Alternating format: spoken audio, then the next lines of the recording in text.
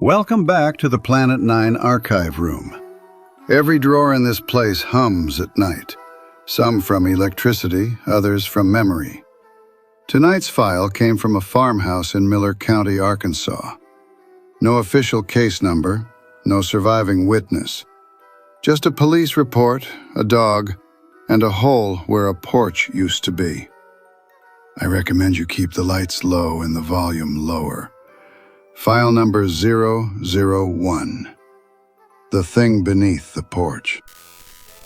The first sound Earl Tully heard each morning was the porch sighing beneath his boots. A long, arthritic creak that carried through the house like breath through old lungs.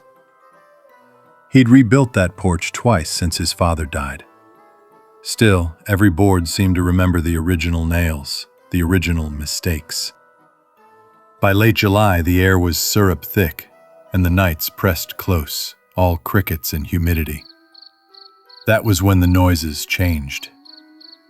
At first, it was just a soft dragging underneath the steps, as if a sack of feed were being pulled across dirt.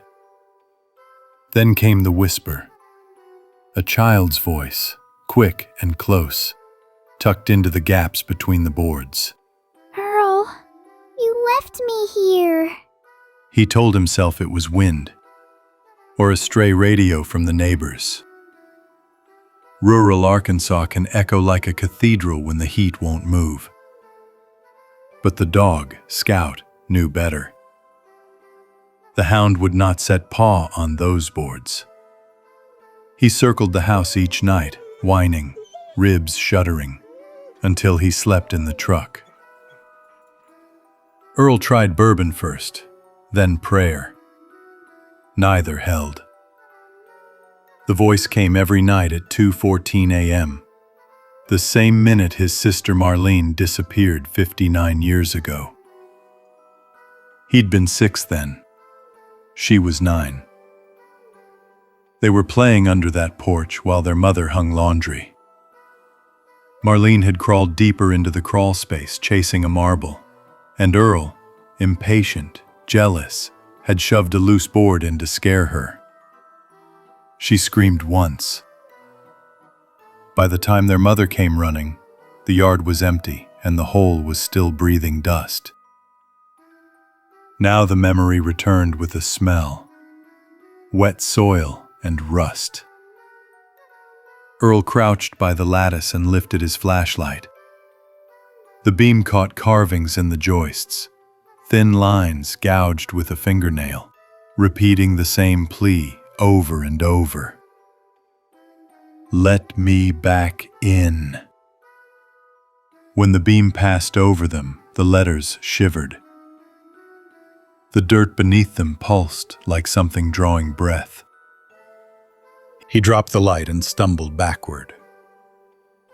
By morning, he had boarded the crawl space shut with fresh pine, 3 inches thick, every seam tarred. It didn't help. The next night, the sound moved inside the house. The whisper came from the hallway vent, sliding through the ducts, cool and deliberate. It's dark again, Earl. He sealed the vents. The whisper slid behind the wallpaper. He stripped the wallpaper. The voice followed the grain of the wood.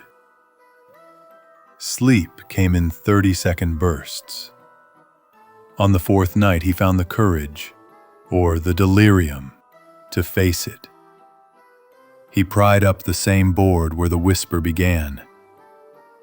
Beneath it lay a single marble, clouded green, the kind that scatters sunlight like pond water.